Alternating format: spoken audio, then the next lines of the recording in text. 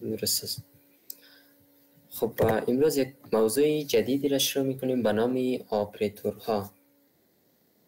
خب پروگرام وقتی ما جور میکنیم معمولا باید یک مشکلی را در جامعه یا در یک دانشگاه یا حداقل در یک جامعه خیلی کوچک، درسته، یک مشکلی را باید حل کنه.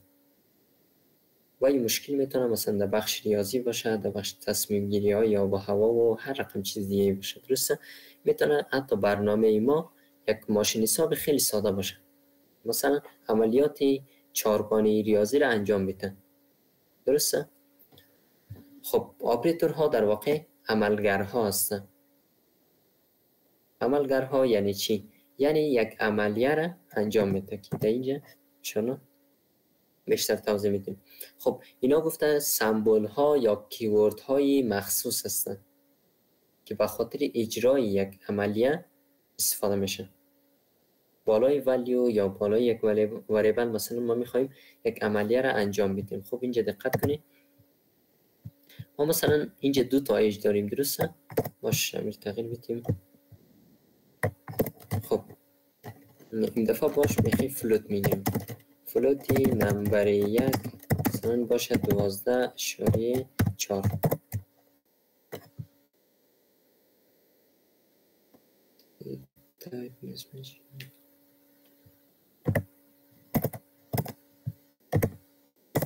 و فلوتی نمی دو مثلا باشه از 1000.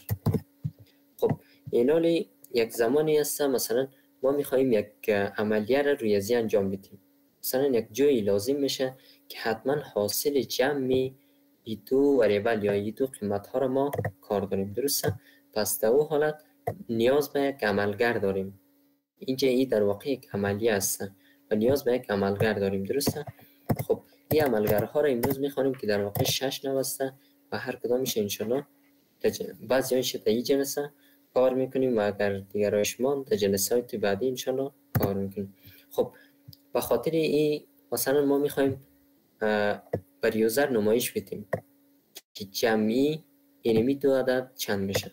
خب اول لازم است که در یوزر یک پرامپت بدیم، درسته. یعنی در واقع در یوزر یک مسیج بدیم که می دیتایی را که ما با تو روان کردیم معنایش چیه. خب از پرینتر استفاده میکنم و تکست لیترال نوشته میکنم برای یوزر. میگم در sum of two numbers are. بنابراین در خط پایین لازم است که این آرده رو باید جمع کنم. پس من اینالی از عملگر نیاز دارم، درسته. پس اینالی نمی یک. خب به خاطر جمع عملیه جمع در روی کیبوردتون شیفت وقتی فشار داده با علامه مساوی بالوی اسپیس است. فکر کن در روی کیبورد وقتی رو فشار داده بگیرین نانمو عملیه جمع ایجاد میشه با نمی 2. و بنابراین وقتی نمایش بدیم در واقع چیز کار میکنه؟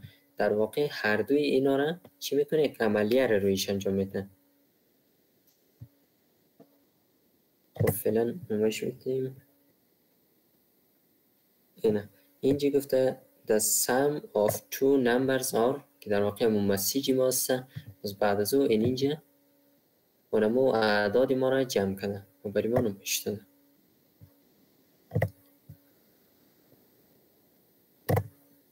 خب 6 نوع. خب اول ساختار کلی عملیه ها چی رقم استش؟ قسمی که در ریاضی داریم، درسته. مثلا در قسمت جمع عدد اول داریم، باز عدد دوم داریم، باز در بین اینا البته ما سمبول جمع هم داریم، درسته که اینی سمبول است، سمبول جمع هم داریم. خب در وارد پروگرامینگ امو وریبل ها یا امو دیتا هایی که در یک آپریشن سهم میگیره اونا را معمولا به نام آپرند یاد میکنن، درسته. و سمبولی که در واقع یک آپریشن انجام میده او به نام آپریتور یاد میشه و در کل نمی خود عملیه را به نام یک آپریشن یاد میکنه، درسته. و نتیجه ای را که مو به دست میاریم و ریزالت است. خب آپریتورها البته 7 نوع است، ولی یک نوع دیگه که بیت وایس آپریتور است، او را در این دوره کار نمیکنیم و زیادتر کاربرد هم نداره. درسته؟ 8 نوع آپریتورها خیلی پر کاربرد است. اولش اریتمتیک آپریتور است، معمولا آپریتورهایی که قسمی ریاضی کار میره، مثلا ادیشن، سابترکشن، مالتیپلیکیشن، دیویژن یا مودولوس. درسته؟ و اساینمنت آپریتور که دو دانه را امروز انشالله کار میکنیم. خب اولین نوعی از آپریتور یا عملگری موقعی است اریتمتیک آپریتورها است یا آپریتورهایی که در واقع محاسباتی است. درسته؟ در قسمت ریاضی کار میره. خب اینا معمولا در کالکولیشن ها یا محاسبات ریاضی، مثلا در جمع از اینا استفاده میشه، در سابترکشن، دیویژن، مالتیپلیکیشن و یک چیز دیگه هم اضافه است که مودولوس که برام باز انشالله میخوانیم. خب این کدا را خب بیا یک فایل جدید، کاملا یک فایل جدید بسازیم. در فولدر پروژکت خود میریم، تابا فعلا بسته میکنم. خب گفته بودیم که به خاطر باز کردن امی فولدر ما داخلی VS Code میتونیم اینجا CMD تایپ کنیم و بعد از که صفحه کامند ما باز شد میتونیم کد تایپ کنیم و یک نقطه. این در واقع ساده ترین راهی است که ما با استفاده از VS Code میتونیم اختیار داشته باشیم. خب یک فایل جدید اگر ایجاد کنیم به نام resource.java. خب تا فایل من لود میشه، کدام سوالی اگر باشه تا این قسمت ده؟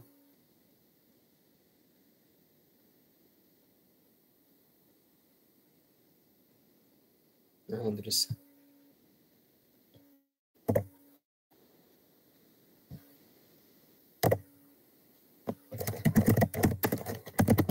متاسفانه لود نشد، باید خود ما دستی تایپ کنیم operators.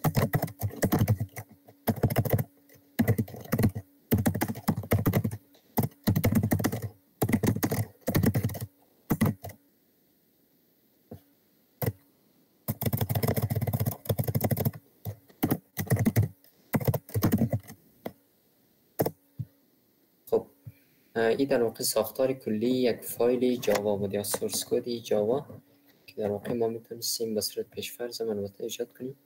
خب کامپیوتر ما چون رمش کمی ضعیف است، دیرتر لود میشه، با او خاطر باز مجبور است بعضی کدا را به صورت دستی خودم نوشته کنم.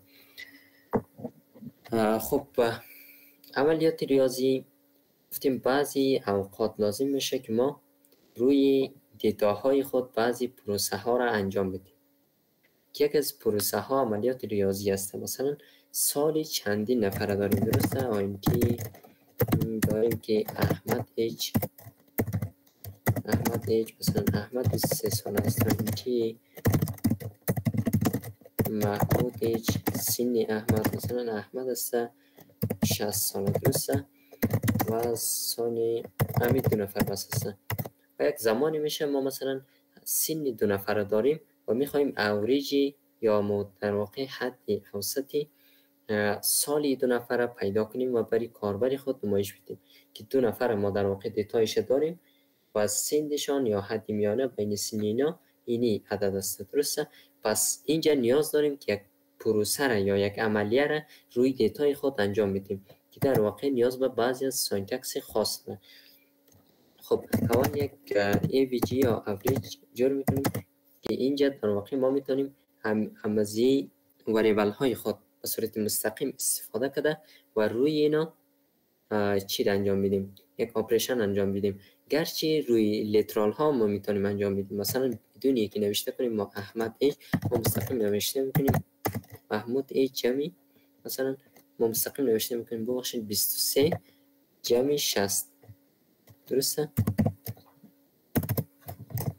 23 جمع 60 ما این رقم هم نوشته میکنیم، ولی این رقم یک کمی استاتیک میه، یعنی دیتای ما کمی دیستی میاد که هر دفعه ما بیایم نوشته کنیم 23 و 60 یک کمی تکراری میشه. درسته؟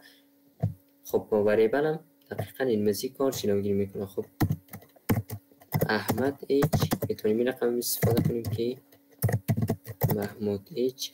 خب اینه در واقع ما در اوریج جمع زیر داخل کردیم. ما اوریج ما میتونیم یک مرحله دیگه هم سرش انجام میدیم که اوریج مساوی میشه به اوریج. به خاطر علامه تقسیم ما از سلش استفاده میکنیم، اوریج بر 2.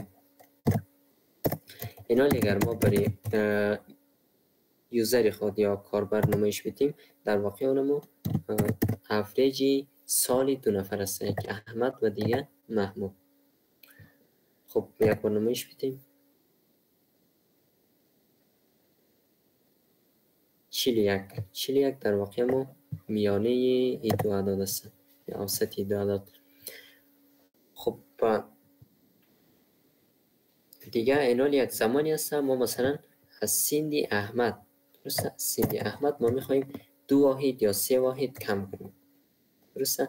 مثلا یک پوینتی نیو ایج جور میکنیم، یک وریبل نیو ایج و اینجا در واقع ما سیندی احمد گفتیم استفاده میکنیم و او رو چی رقم میگیم که یک عملیه رو رویش انجام میدیم، یک پروسه رو انجام میدیم. و پروسه چی هست که 2 عدد رو کاهش میدیم، 2 عدد رو کم میکنیم.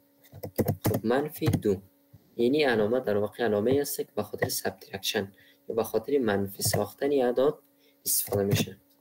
خب به این حال ما اگر بیاییم اول سیندی احمد حالتی اولیش نمایش بدیم، احمد ایج. اگر نمایش بدیم در واقع چند باشه؟ باید 23. خب در واقع 23 است. خب یعنی نیو ایج که است در واقع قیمتی است که ما بعد از این عملیه روی سیندی احمد یا روی عدد 23 انجام دادیم. درسته؟ اگر رو نمایش بدیم نیو ایج، این در واقع باید چند باشه؟ باید 21 باشه. 23 منفی 2 21 میشه. خب بله، عدد اول که سینی اصلی احمد است و عدد دوم که در واقع ما سیندی جدید برش جور کردیم. درسته؟ اگرچه در دنیای واقعی امکان نداره ولی فرض میکنیم. خب بینی 21 شده و یک از علامه استار خاطر سبترکشن استفاده میکنیم. اگر بتونیم توتال لیترال با هم ضرب کنیم، مثلا 4 ضرب 15، 4 ضرب 15. اینجا از اینی علامه از یک کاراکتر، درسته، که در واقع کاراکتری استریک است، استریک یا استار. درسته؟ از این ما میتونیم به خاطر ضرب کردن 2 عدد یا 2 وریبل استفاده کنیم. فعلا رن میکنم. خب این 2 خط که مربوط احمد میشد خلاص شد. فعلا 4 از گرفت ضرب 15 کرده. 4 ضرب 15 اگر پیش خود ضرب کنین اما عدد 60 میده که اینجا هم برای ما 60 نمایش داده و این قیمت هایی رو که استفاده کردیم اینا در واقع لیترال ها هستن، وریبل ها نیستن. خب به خاطر تقسیم از علامه سینش گفتیم استفاده میکنیم. پیشتر هم کار کردیم. مثلا 100 را تقسیم بخوایم 20 کنیم. درسته؟ 100 را تقسیم 20 کنیم از علامه تقسیم از علامه سینش استفاده میکنیم به خاطر که تقسیم انجام بدیم که در واقع ما 5 میشه. خب اینا یک علامه دیگه است که در قسمت پروگرامینگ خیلی کاربرد داره و علامه مودولوس است. مودولوس در واقع باقی مانده رو میگه. درسته؟ اینا در کدام حالت استفاده میشه؟ در یک حالتی که مثلا ما باقی مانده از عملیه تقسیمی 2 عدد در یک اپریشن مثلا نیاز داریم. چطور مثلا؟ خب فعلا اگر نمایش بدیم کمی واضح تر شود. خب اینال یک عددی است مثلا 12. درسته؟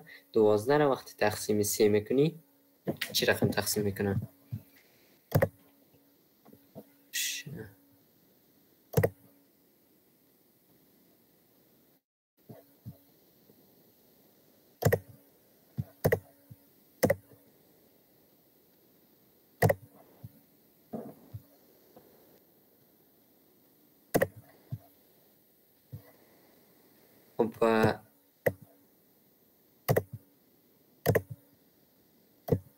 اگر ما بخوایم مثلا عددی 12 را تقسیم بر 3 کنیم، درسته؟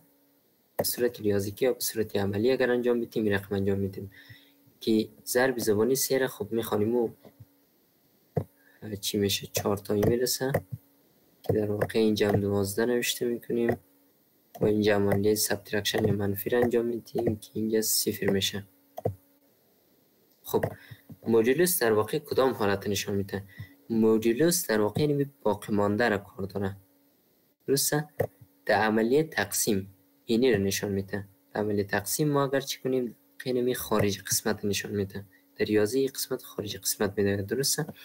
ولی در مدولوس که است در خارج قسمت کار نداره، یکی اصلا پوره تقسیم شده یا نشده اونو حالت کار داره، یعنی باقی ماندهش چی هست؟ در حالت باقی مانده این حالت اگر نمایش بدیم میره 0 نمایش بده. خب اینجا در واقع ما خارج قسمت نشان داد، درسته که 5 بود. باشه کدا رو کامنت کنم و به خاطر کامنت کردن کد ها در VS کد یا در دیگه IDE ها یک شارتکت وجود داره که کنترل قد سلش، کنترل فشار داده بگیرین و سلش اگر بزنین این کد ها به صورت خودکار چی میشه؟ کامنت میشه، یعنی دیگه اجرا نمیشه توسط کامپایلر. خب اگر این حالت نشان بدیم خارج قسمت نشان میده، درسته؟ باشه ما عمل اعداد خود برسونیم 12 رو گفتیم تقسیم 3. اگر در این حالت در واقع ما خارج قسمت برای ما نشان میده، ولی اگر در حالت مدولوس یک بار رن میکنیم خارج قسمت ما 4 بود، اینجا بینگریم خارج قسمت ما در واقع ما 4 بود، یعنی در عملیه تقسیم تنها خارج قسمت برای ما نشان میده که اینمی 4 است. ولی در حالت مدولوس گفتیم باقی مانده رو برای ما نشان میده 12 و علامه مدولوس علامه فیصد است، علامه فیصد شیفت و 5 اگر فشار داده بگیرین در واقع ما علامه مدولوس براتون ایجاد میشه. خب 12 موری 3، 12 موری 3 فعلا برای ما دیگه خارج قسمت نمایش نمیده، فعلا برای ما در واقع این رقم یک حالت نشان میده که وقتی 12 بالای 3 تقسیم شده باقی ماندهش چند بوده و خارج قسمتش کار نداره که چندی تقسیم شده ایرج کار نداره، درسته؟ او در حالت تقسیم و حالت کار داره، ولی در حالت مدولوس فقط با باقی مانده کار داره. فعلا اگر رن کنم در حالت اول در خط اول که در واقع ما تقسیم ما بود، تقسیم خارج قسمت نشان داده، ولی در قسمت مدولوس در واقع ما باقی مانده حاصل از تقسیم نشان داده، درسته؟ خب این در واقع یک از عملگرهای ریاضی است که خیلی در قسمت تصمیم گیری یا کار با اعداد در پروگرام ها خیلی ما را کمک و همکاری میکنه. خب یک نوع آپریتوری دیگر هم امروز میخوانیم، باز وقت تمام است شما دیگرایش فردا شب. خب اینجا هم گفته سلاید باز انشاءالله شریک میکنم که علامه در واقع آپریتور یعنی همون سمبولی که به خاطر ما عملیه استفاده میشه، اینجا نامش هسته که ادیشن، سبترکشن، مالتیپلیکیشن و اینا، و اینجا هم تشریح داده، درسته؟ تشریح داده و اینجا هم یک مثال گفته، اینا در واقع x و y به عنوان یک وریبل هست. خب یک نوع دیگه ای از آپریتورها یا عملگرها که در واقع روز اول ما قدینا سر خوردیم قسمتی وریبل ها، درسته؟ منظوریم روز اول از اولین روزی بود که ساختاری جاوا رو میخواندیم یا شروع کرده بودیم. خب روز اول سر خوردیم، ولی او زمان نامی علمی یا دقیقاً اما اصطلاح پروگرامینگ از رو نفهمیدیم. فعلا براتون میگم که او در واقع اساینمنت آپریتور است، یعنی عملگری است که به خاطر ذخیره سازی یا اساین کردن یک دیتا داخل یک وریبل یا داخل یک آبجکت یا هر چیز دیگه استفاده میشه، درسته؟ اینجا هم گفته که is used for assigning a value in a variable.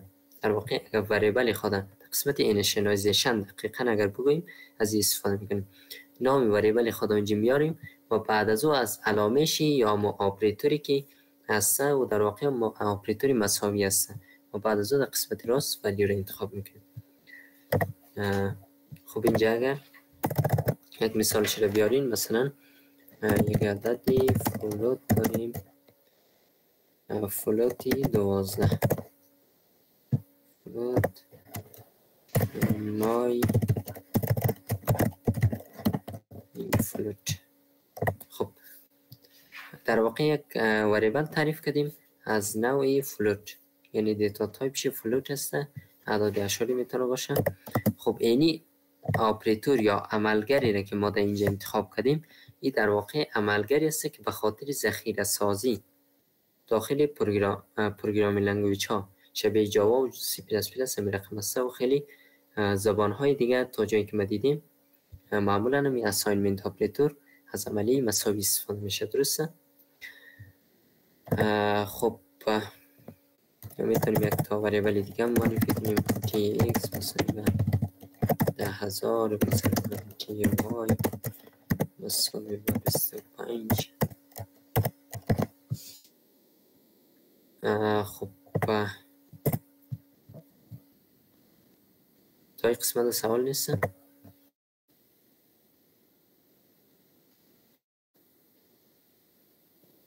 درسته. خب یک بار من خلاصه براتون میگم که امروز چی را خواندیم. خب امروز یکی درباره اصطلاح لیترال گپ زدیم. گفتیم در واقع مقیمتی است که توسط پروگرامر داخل یک پروگرام به صورت دستی وارد میشه. اینجا اگر سعی کنید 25 در واقع لیترال است. وریبلی که است در واقع دیفایر است و یک وریبل یاد میشه. درسته؟ خب آپریتورها را گفتیم خواندیم. گفتیم به خاطر در پروگرام ها همیشه رقم نی است که مثلا ما همیشه خروجی نمایش بدیم یا فقط خروجی را داشته باشیم. درسته؟ نیاز است که یک سلسله دیتا ها را هم ذخیره کنیم. به خاطر ذخیره دیتا و نیاز به وریبل داشتیم که وریبل دیروز با توضیحات کاملش خواندیم و عملی هم کار کردیم. خب آپریتورها یعنی ولیو هایی که داخل یک پروگرام داریم، قیمت ها یا دیتایی را که داخلش داریم، نیاز است که روی ازو یک سلسله پروسس ها یا یک سلسله عملیات روی ازو انجام شود تا او در واقع تبدیل به دیتا هایی شود که در واقع یک مشکلی را حل کنه. درسته؟ خب گفتیم با او خاطر ما نیاز به آپریتورها داریم. آپریتورها رو گفتیم در واقع سمبل های خاصی است که به خاطر اجرای یک عملیه بالای یک دیتا یا بالای یک وریبل استفاده میشه. گفتیم انواع مختلفی داره که 7 نوع است، ولی یک نوع از رو گفتیم بیت وایس آپریتور است که او معمولا استفاده عملی نداره. درسته؟ ولی 6 نوع از رو انشالله در روزهای بعدی ما تدریس میکنیم.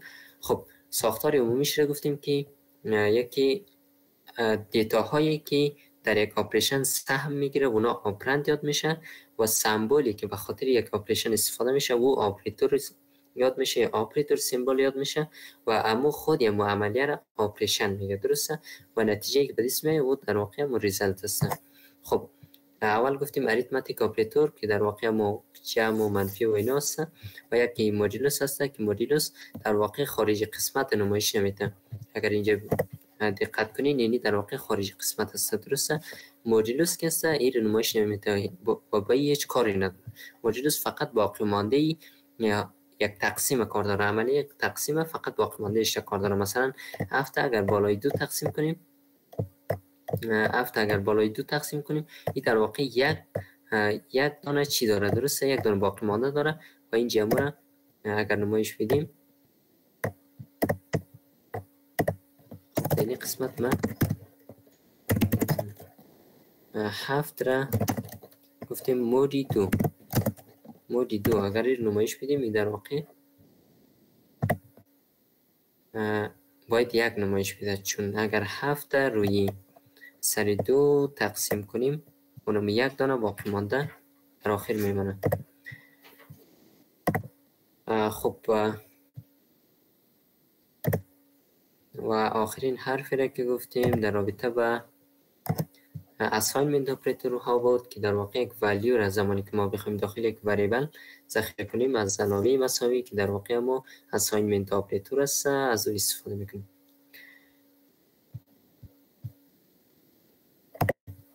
خب تا این قسمت اگر کدام سوالی باشه.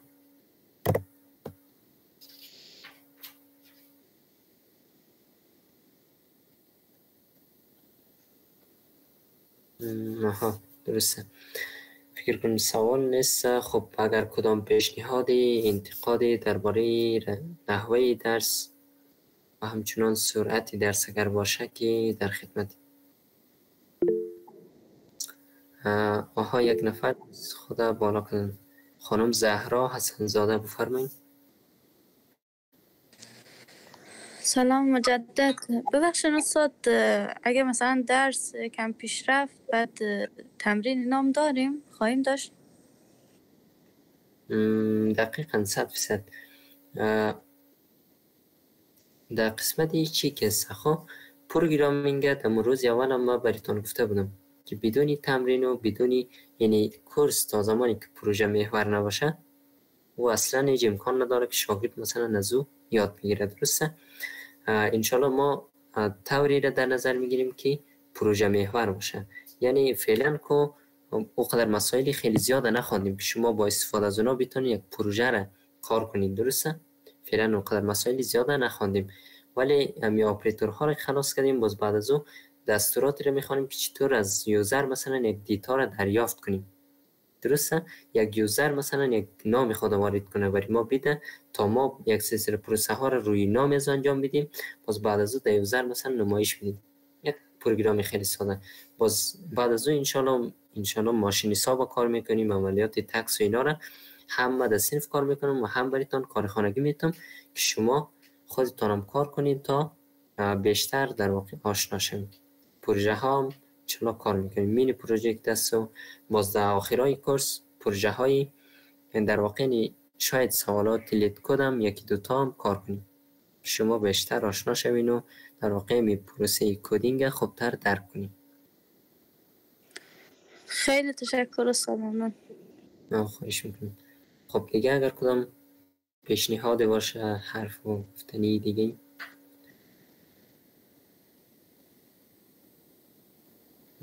آها خب وقت ما فکر کنم تمام است. آها خب امیدوار هستم که درس ها را یاد گرفته باشین. درس ما همین قدر بود برای امروز. دیگه اگر کدام حرفی نباشه که فعلا شبتان خوش، خدا نگهدار.